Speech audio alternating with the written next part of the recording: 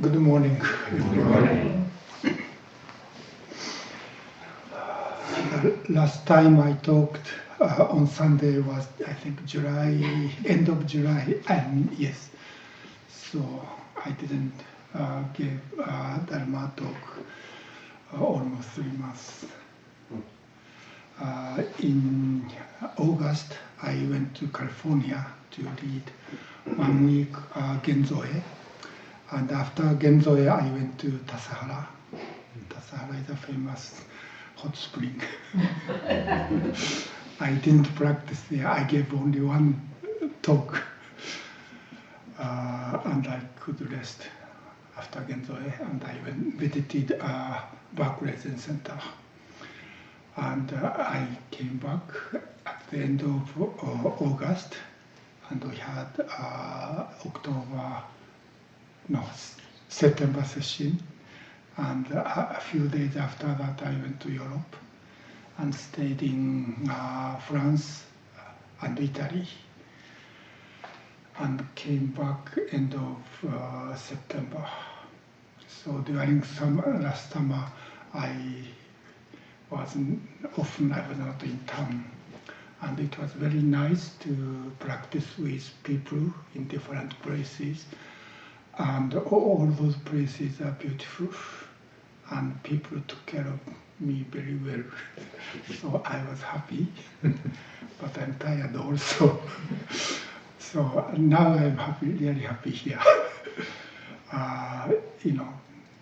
To be at home, and can I say, it's quiet, nothing exciting, but peaceful, and I can spend each day in a kind of a same space.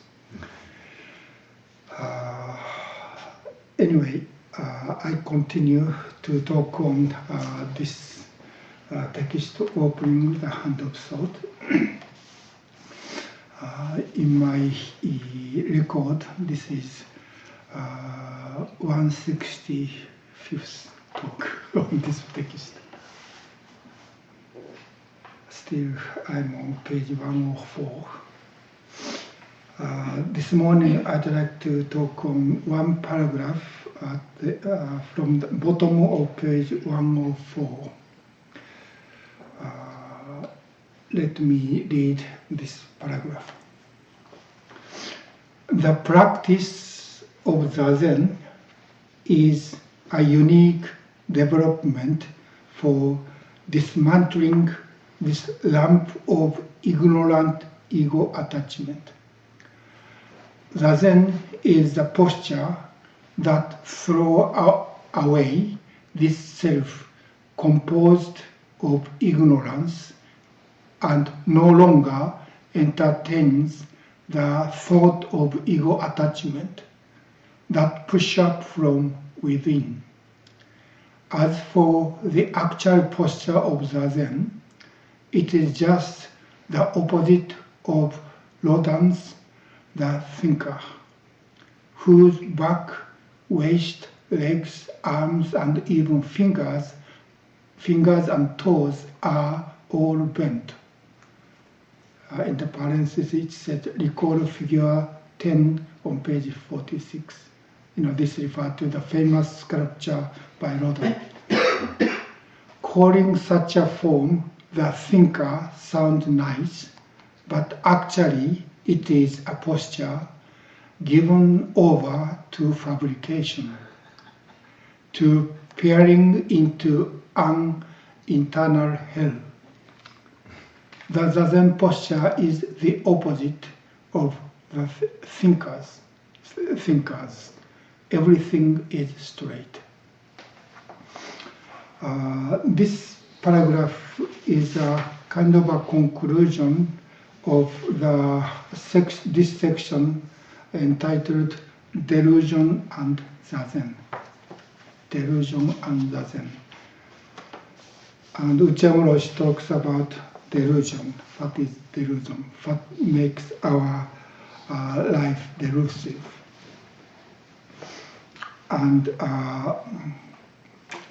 one is thinking.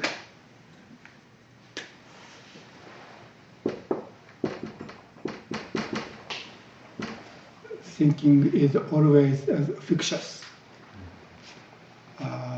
As I often draw, we have Buddha taught, our life is collection of 5 skandhas, rupa or form that is material.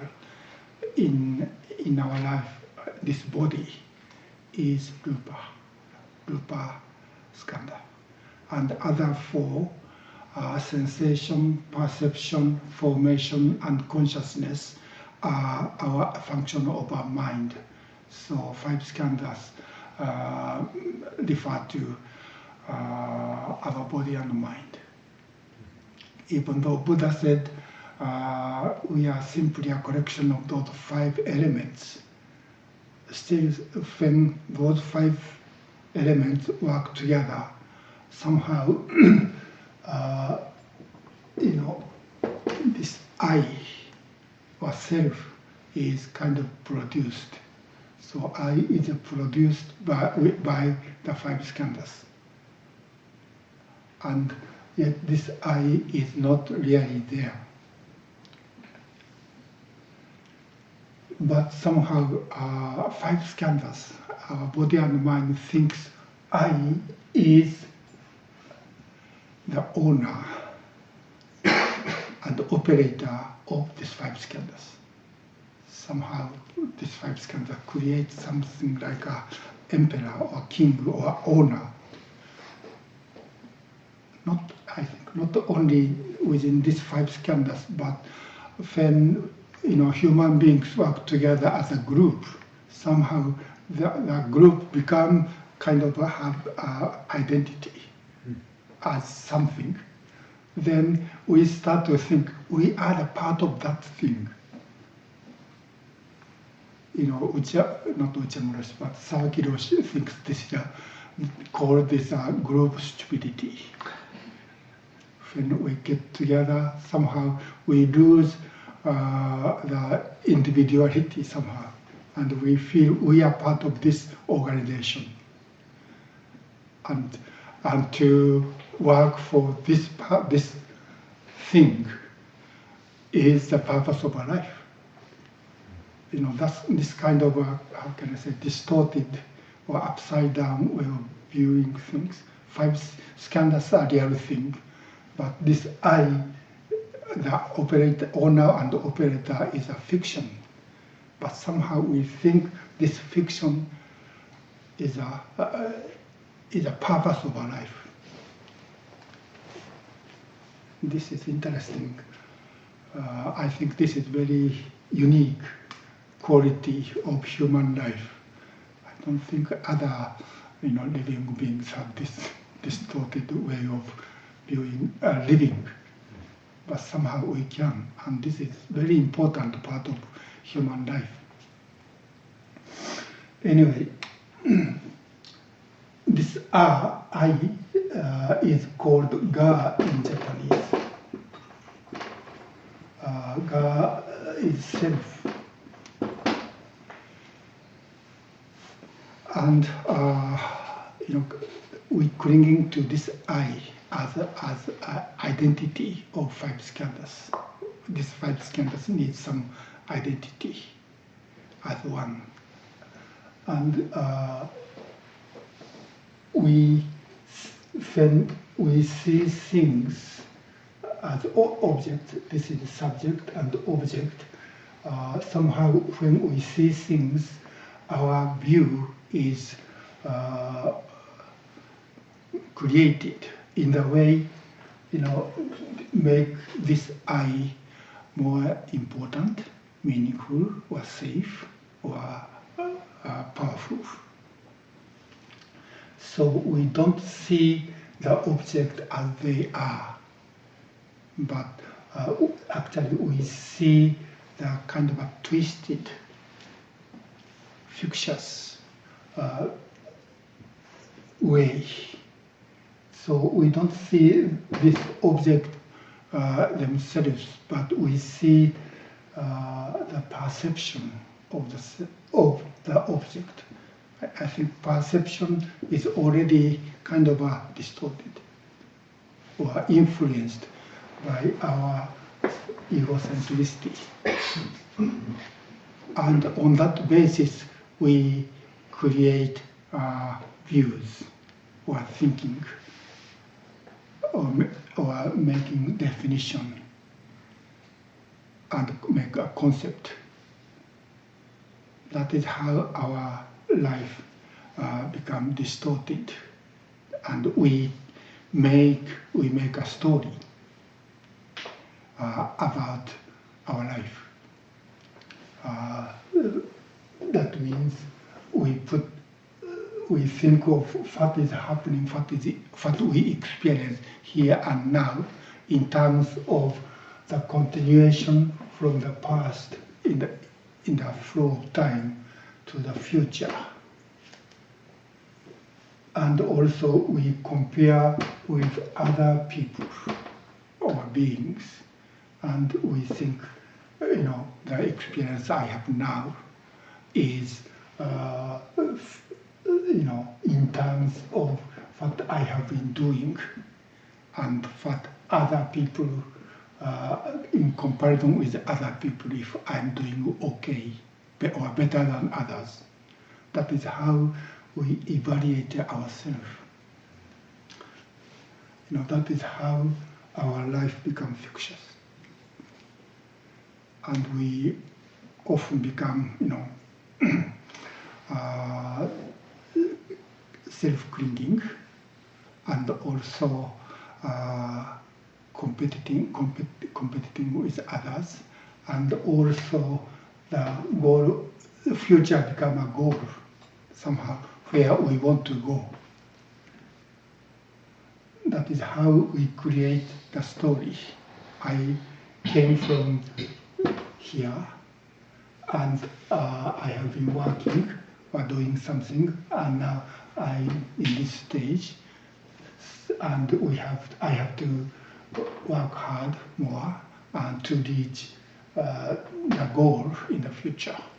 That become our life in a human society. That is how we live, and that is not bad. That is how human beings live. But often we suffer because of this way of life. As Okumura said earlier, when we live in this way, the basic motivation of our doing things or making decisions is dissatisfaction. I am not satisfied. I cannot be satisfied where I am or who I am. Therefore, we have to go there. I have to go there, or I have to get there, get that things. Then my life become more successful, or I can be satisfied. That is almost always the motivation or energy of our life in the society. That makes our life more competitive with others, or our life become moved by this dissatisfaction and desire to get that thing I don't have now. So dissatisfaction and desire raise a greed. I want to get that thing that I don't have now. That makes our life, chasing after things. And sometimes we can be successful, and I feel my desire is satisfied.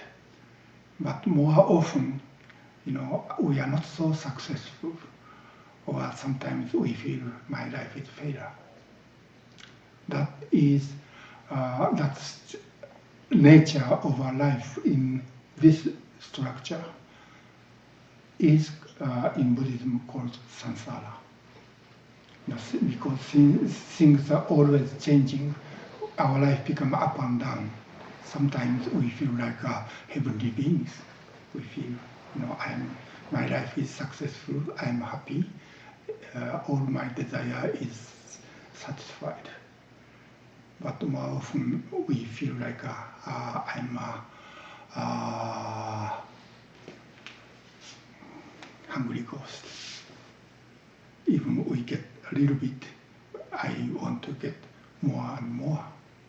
Or sometimes we feel like hell dweller. We are in the hell. Nothing doesn't work to me.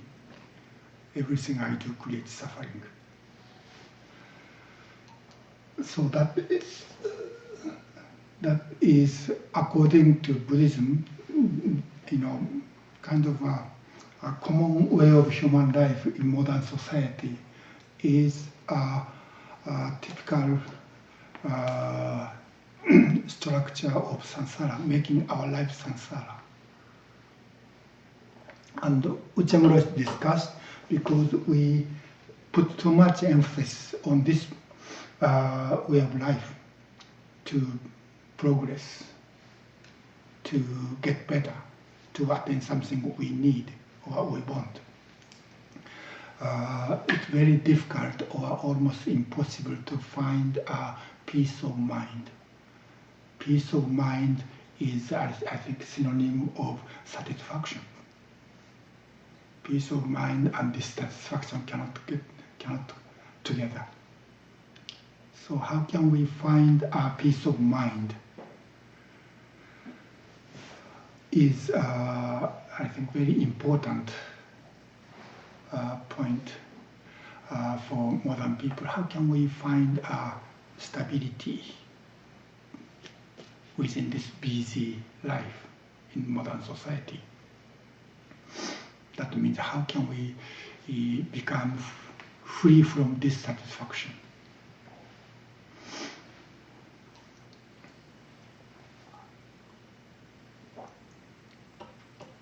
And one kind of tendency for people who don't like, dissatisfaction or busy way of life, we try to escape from the material society and become lazy.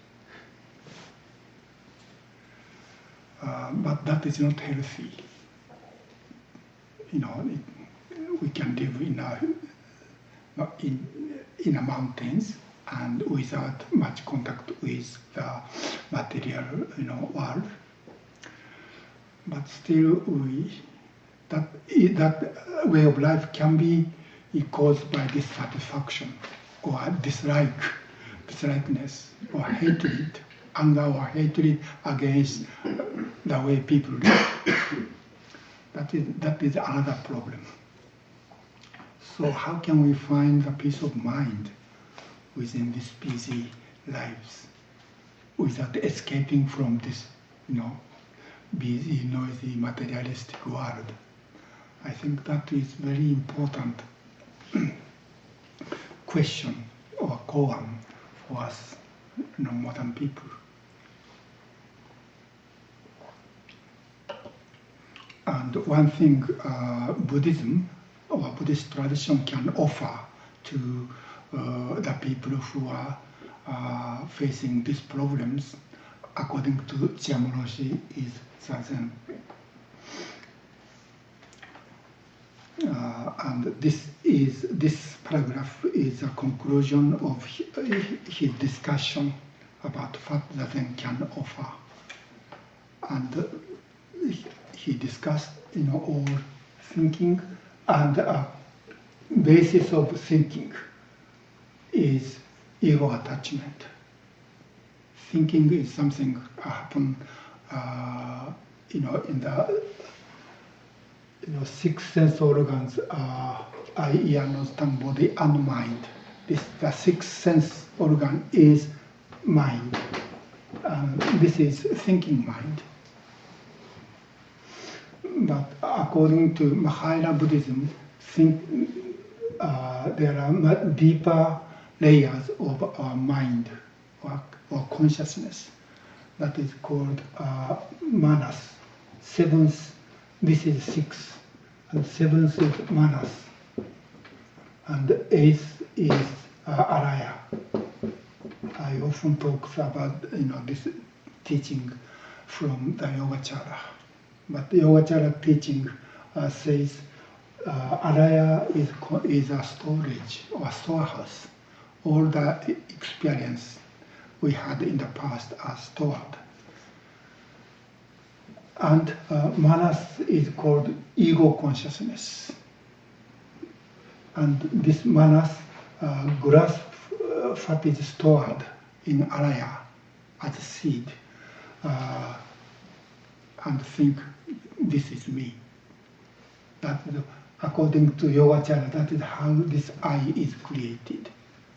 By manas, by clinging to this past experiences, because I, of course, because I was born, I grasp myself as a Japanese, or because I did such and such things, I think I'm such and such person. Because I become a Buddhist, I think I'm a Buddhist, so I have to behave as a Buddhist, and I'm a priest, so I have to behave or make effort to, in the way I can function as a Buddhist priest. That is how this I is created within ourselves. So one function of this manas, ego consciousness, is grasping this and thinking this is me. And this manas influence or control six consciousness, that is thinking consciousness. So our thinking is controlled by this ego consciousness. That's how our view are different from others. Even when we see the same thing, each person has different opinion or views, depending upon what kind of seeds are stored in the araya consciousness. It's said when we encounter some object, some seed stored in our araya consciousness come up, and that is that influence how I view this thing and evaluate this thing and make judgment about this thing. So when I see something, I see from Japanese Buddhist point of view. That might be, or that must be different from American Buddhist point of view, or it's people from Islam or other spiritual tradition or nations can see this one same thing very different ways.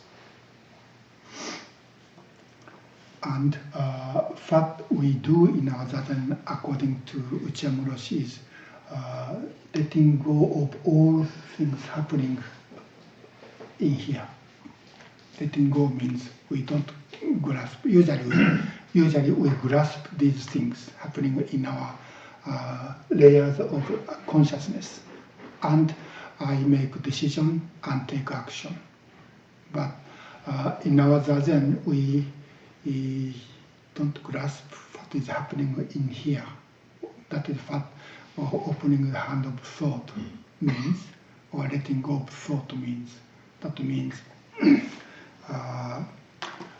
as I always say, our brain is still working. So, and the function of our brain is creating thinking or thoughts. So, this discriminating thinking or fictitious way of viewing things are still working, but we don't grasp them and we don't take action based on those things. that allow us to be free from this thinking. Thoughts came up from ego consciousness. So at least during sitting, facing the wall and letting go, we are free from this karmic consciousness, this kind of mechanism that makes our life become samsara, makes our life samsara. That is very unique point of this Zazen practice according to Okumura Roshi.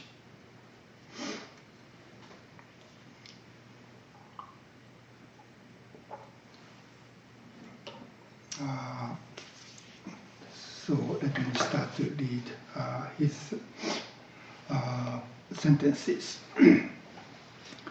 The practice of Zazen is a unique development for dismantling this lump of ignorant ego attachment. Ignorant means we don't really know. We don't know, and yet we grasp.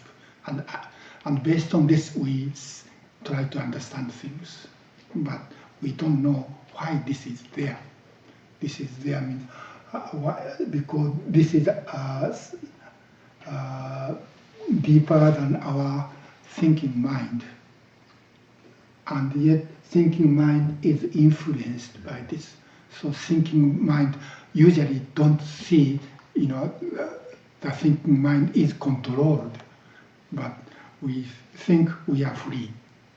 And we think, observe and think and make definition and make judgment about things outside. But Buddhist teaching, especially this Yogacara teaching, teaches the way we view things, the mind which view things outside is already controlled. And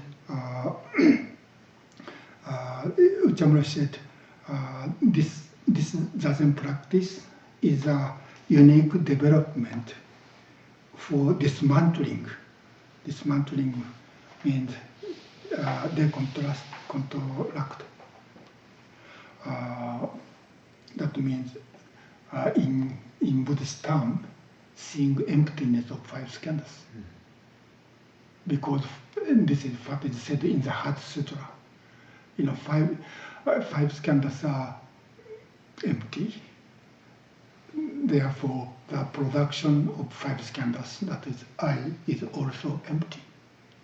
There's no way to grasp. So when we see the emptiness of five skandhas, we can be free from the production of this structure of our mind.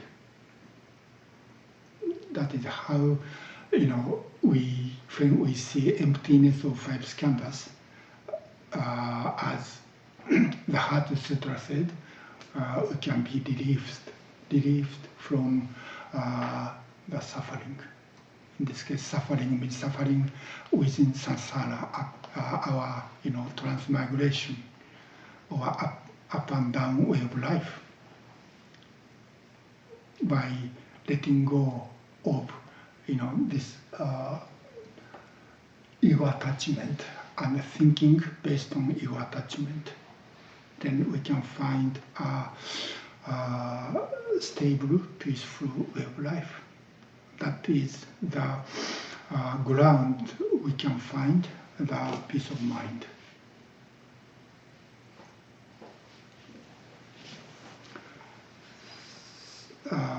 Actually, in the Japanese original, what Okumura said is, this is a unique development in the East. But Edita took the East out, because Zazen is not the East anymore, I think. When Okumura wrote this article, this is a translation of very tiny booklet Okumura wrote I think in the early 70s. At that time, many, American and European people came to Japan and practiced Atantaiji. So for the people in the Okumura Roshi generation, Zen or the Zen practice is Eastern, and Western people started to become interested and came to the East and started to study. But probably when Jisho Wana edited this book or Tom Light, when he translated, they thought that Zen is not only for the East or Asian, but that is already part of, American or Western spirituality.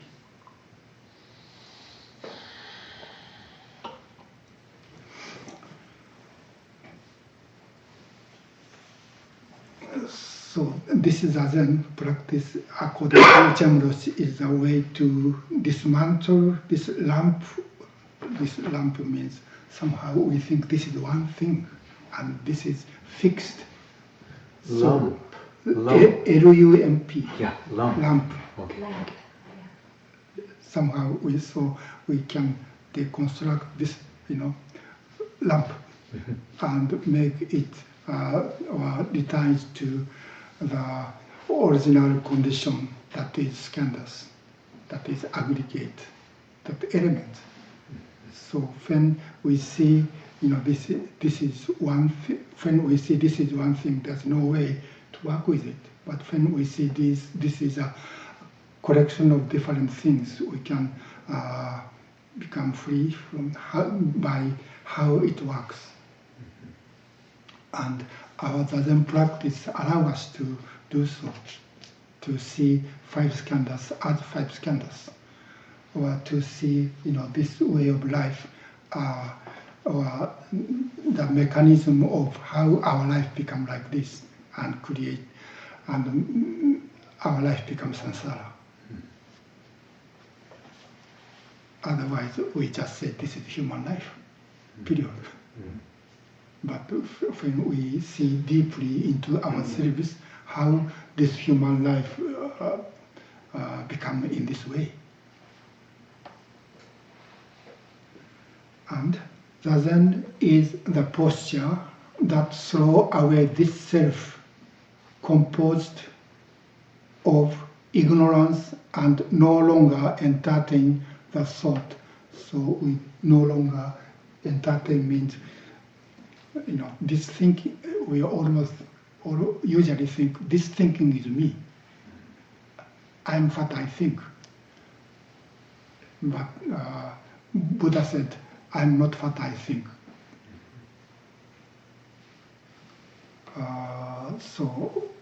Throw away this self composed of ignorance and no longer entertain the thought of ego attachment that push up from within. So we see how this happens. What is the elements? That means what is the cause of this way of life?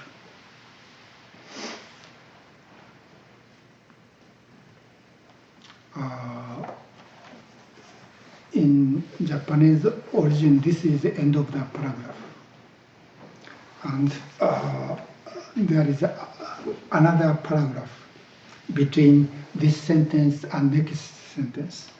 Okumura Roshi describe how to sit. This is an independent book, and the title of this book is Zen and Modern Civilization. So he discussed the significance or meaning of the Zen practice within modern civilization. So in this booklet, he explained how to sit. But in this book, in the another section, it's already mentioned, explained. So that's why editor took this part out and make this one paragraph. And so between this, there Ucham Roshi explained Zazen posture. Then he said he compared this Zazen posture with the statue of the thinker. So, of course, what he said, we sit upright. Everything become upright. And we hold our hands like this and keep our eyes open and letting go of whatever coming up in our mind. That is what basically he described. And he said, he compared this posture with the posture of the thinker by Rodin. I think you know his posture is like this. Everything is bended. And he said that is not a healthy way of thinking.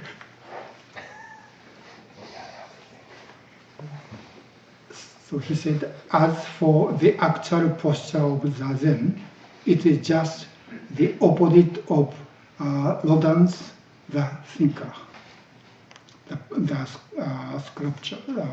sculpture, whose back, waist, legs, arms, and even fingers and toes are all bent. I think that is true. Yesterday I took I looked the photos of this sculpture. Everything is bended. So he said, calling such a form the thinker sounds nice, but actually it is a posture given over to fabrication. When we think in this way, with this such a posture, we think of something fabricated in our mind.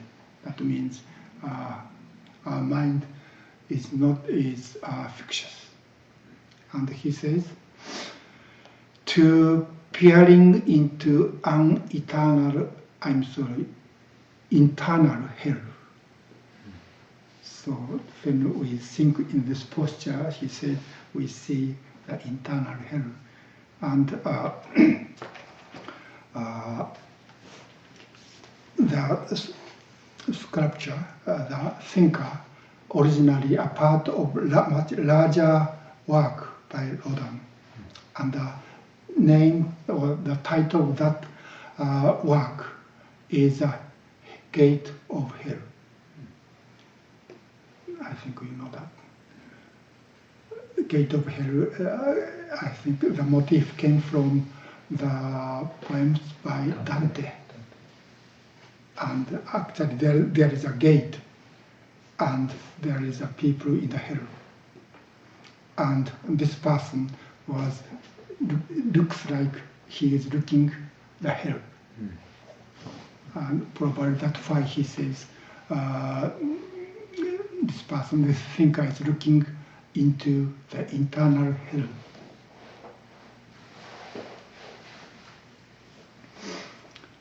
And the Zazen posture is the opposite of the the posture. Everything is straight in our Zazen. We keep everything straight. So in our practice, Zazen means sitting, and Zen is meditation, or dhyana in Sanskrit. But Dogen often calls this practice as sitting. His famous expression is shikan, taza.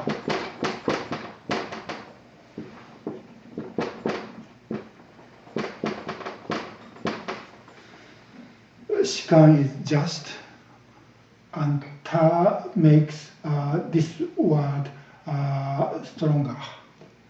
So ta itself has no meaning. The literal meaning of this Chinese character is to hit.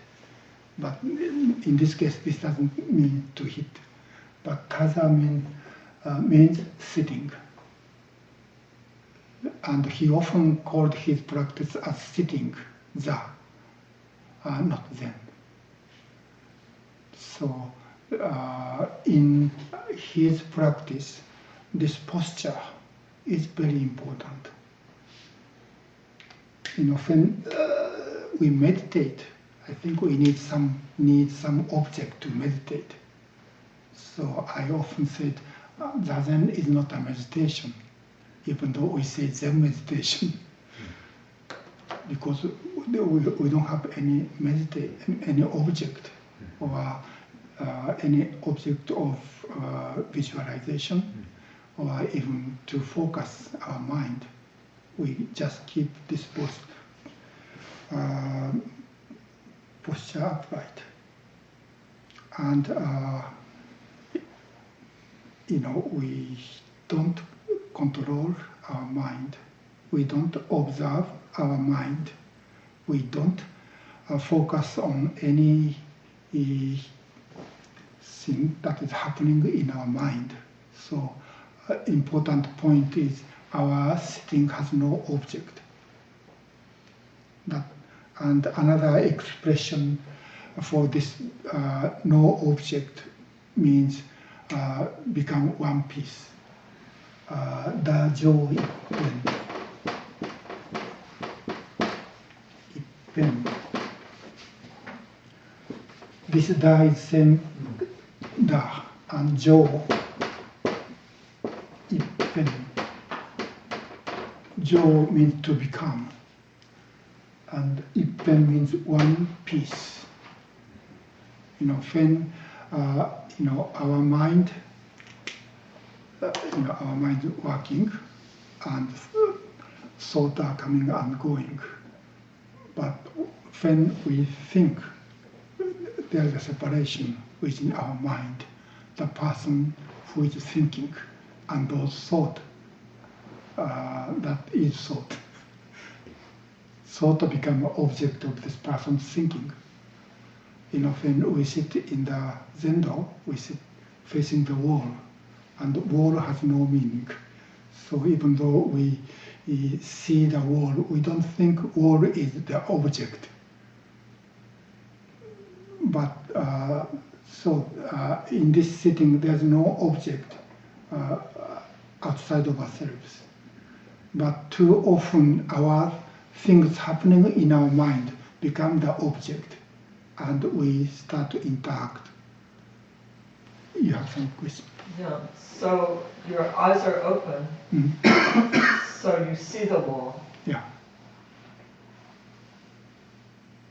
But you're not really observing the wall?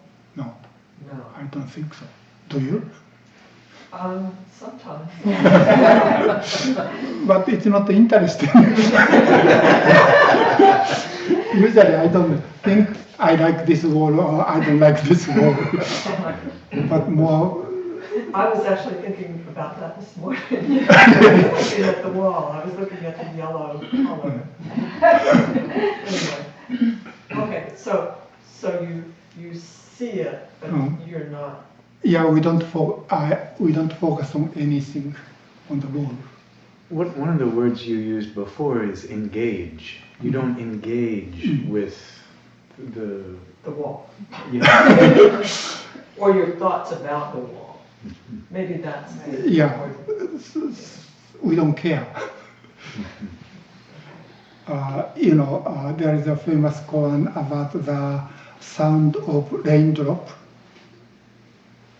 Probably people, when monks are sitting, it's raining, and the sound of raindrop could be heard. And the master asked his monk, "What is that?"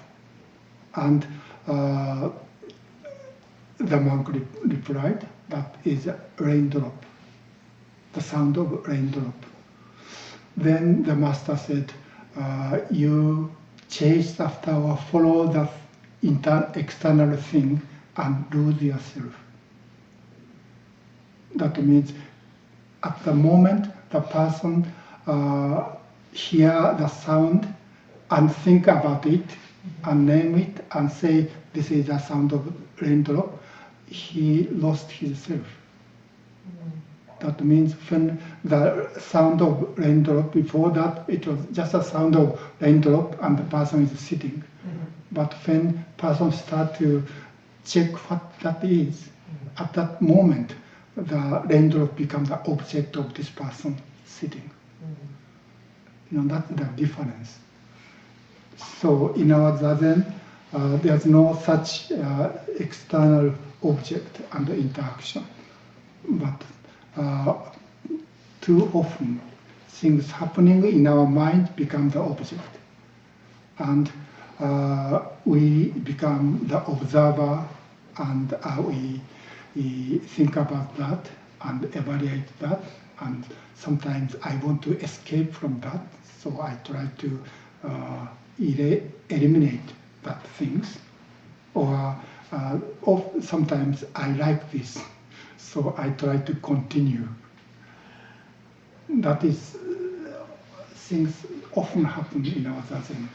In that case, this person sitting, and those things happening in our mind become separate and become object and subject and object.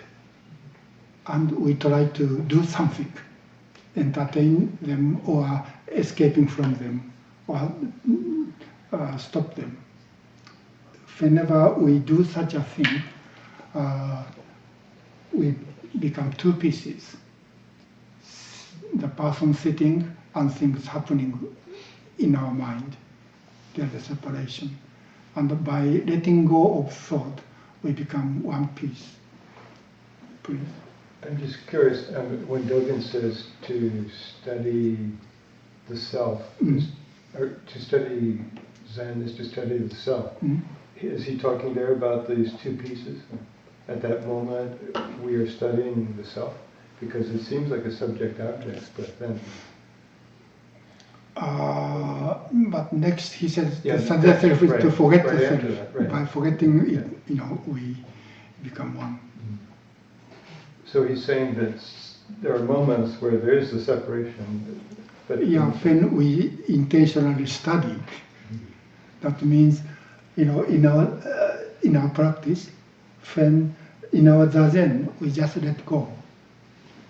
But after we stand up and get out of the Zendo, we can think about why such a thing happens, or why I like such thought or memory, or why I want to escape. That is what we can do. That is how we study ourselves, not in the Zendo. If we do such a thing in the Zendo, that is not Zazen. But Zazen allow, all those things can happen. That means we don't control our minds. So in a sense, we welcome all those things, kind of stored in the deepest layer of our consciousness. And we often suppress, try not to think or see, even face it.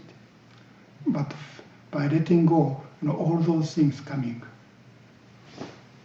So often we feel in our Zazen, our mind is more confused or busier than day-to-day things, day-to-day life. In a day-to-day life, we have to some object we have to focus or confront. So we feel more concentrated. But in our Zazen practice, we don't focus on anything, so everything starts to come up.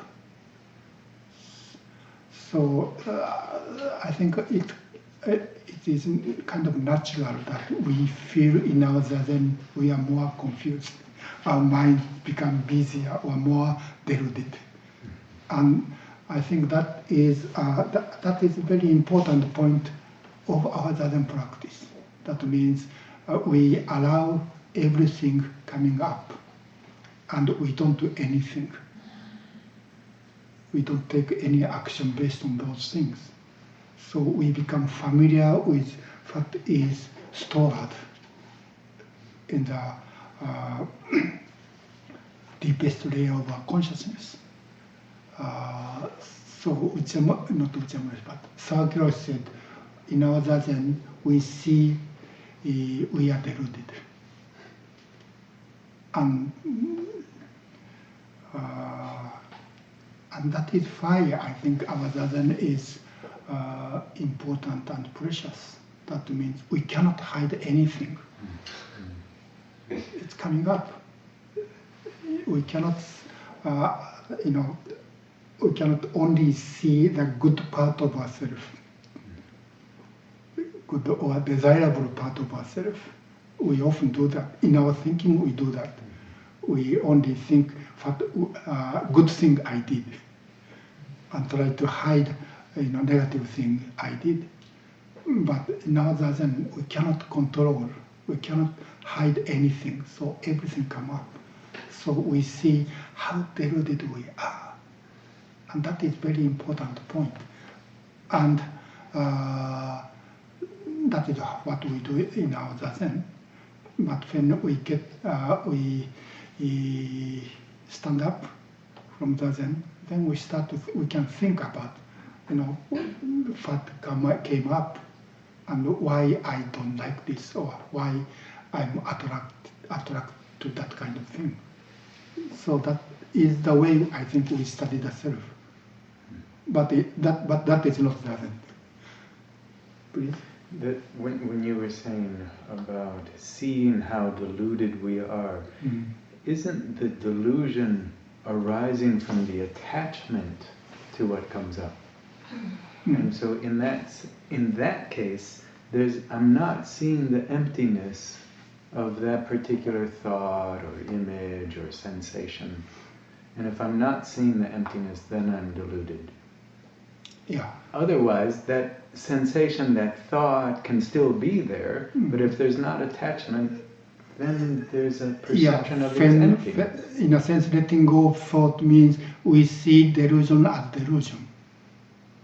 When we see delusion as delusion, then we are not controlled by the delusion. Then we can enjoy the delusion.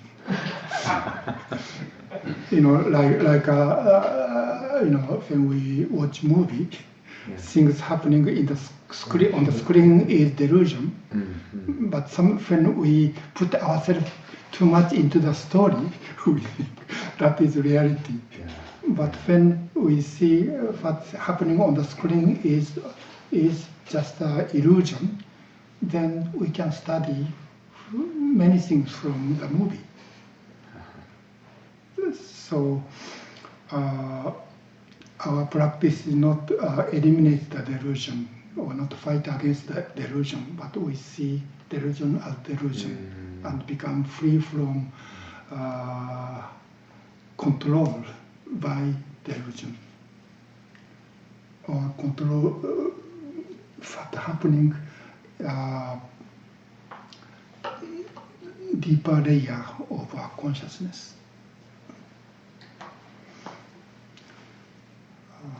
Well, it's already 11:10. Please. Just to go back to that expression, Dajo, what was it? Dajo Ippen. Ippen. E-P-P... P-P-E-N. E-N. And whose expression was that? You said that? This is kind of a common expression in Zen, but Dogen Zenji used this expression in the earlier version of Kanza Zengi. Okay. I think. And so that's becoming one piece happens in Zazen? Is that the idea? Yes. Okay. We become one piece. Because we're not separated into I'm a subject and I'm... Yeah, that separation and is, how can I say it? Okay? Okay, thank you. Okay, anything else?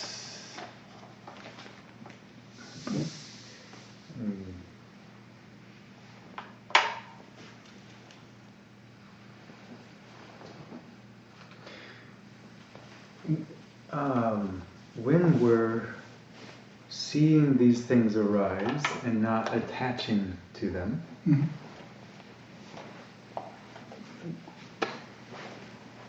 would you say that we're developing a power that's greater than attachment?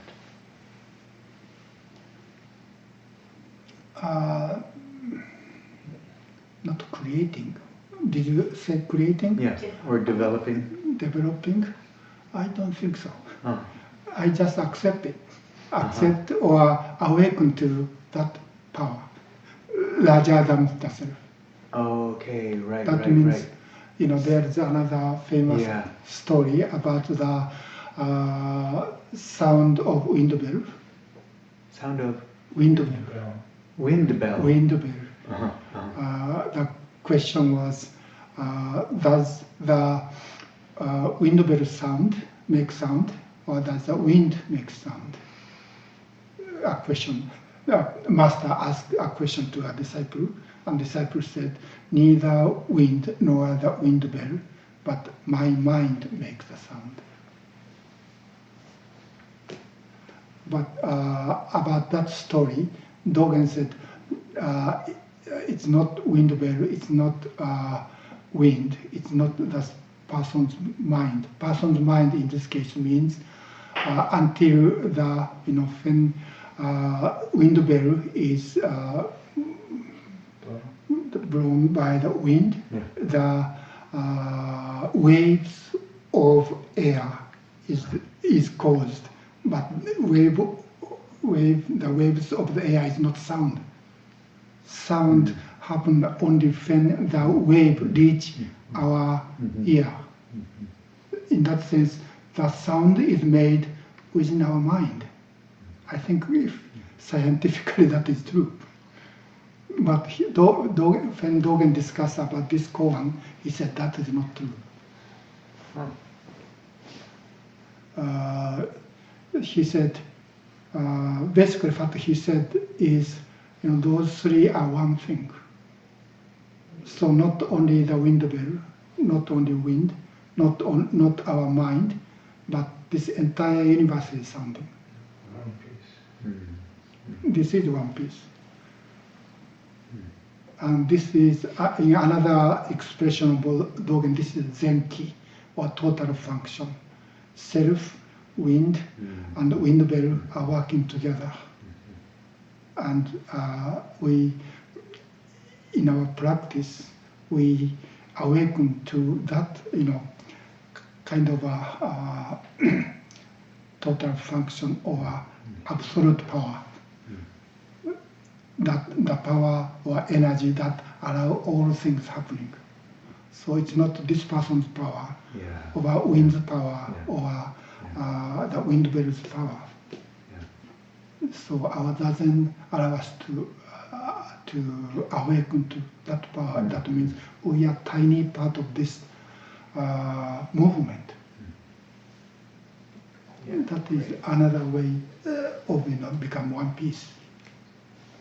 So when you talk like that, it brings up for me the comment about peace of mind, and two things come up right there. One is we're using the word mind several times here, like at number 6 there, we use the word mind, and I'm curious if in other languages, peace of mind has the same meaning as mind at number 6. I don't. Wait a minute. Is this an important question? No, it's not. It's not. What I would rather do is to check in with you if your sense of this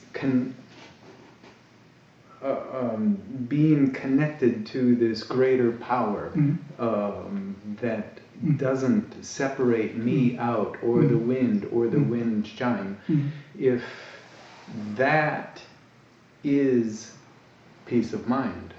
I think so, because there's nowhere to go. For mind is always there, and one with together with all beings. And this came from the teaching of